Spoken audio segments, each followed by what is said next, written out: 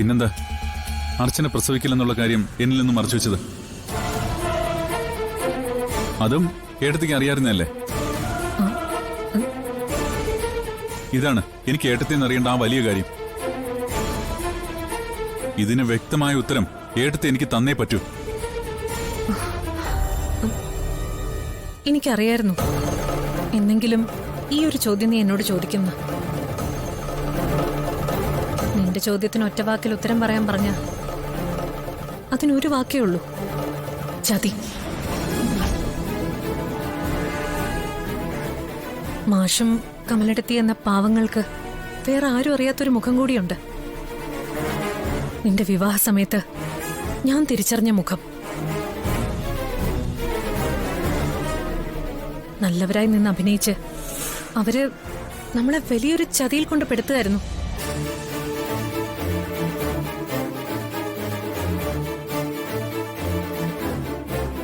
അർച്ചന ഒരിക്കലും ഒരു അമ്മയാവില്ലെന്ന് ഞാൻ അറിയുന്നത് വിവാഹ തീയതി വരെ നിശ്ചയിച്ചിട്ടാ. അപ്പോഴാ അർച്ചനയുടെ അച്ഛനെ അമ്മയെ ഞാൻ കൂടുതൽ മനസ്സിലാക്കിയത്.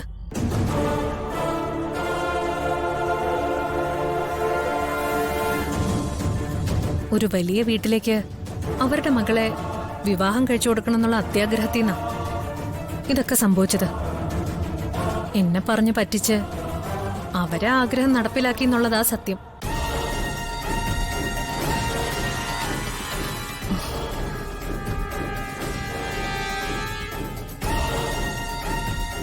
നീ എന്നോട് ക്ഷമിക്കണം.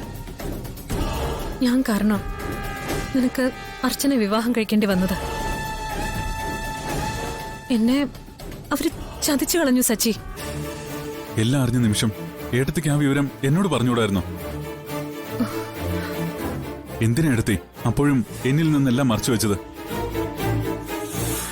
നിന്നോട് എല്ലാം പറയാന്ന് കരുതി തന്നെയാ ഞാൻ ഇരുന്നേ. പക്ഷേ പിന്നീട് ഞാൻ നിന്നെ കാണുന്നത് ഹോസ്പിറ്റൽ വരാന്തയിൽ വെച്ചാ. നമ്മുടെ അച്ഛൻ ICUലും. ആ അവസ്ഥയില് ഞാൻ ഇതെല്ലാം നിന്നോട് പറഞ്ഞ നീ ഈ വിവാഹത്തിൽ നിന്ന് പിന്മാറും.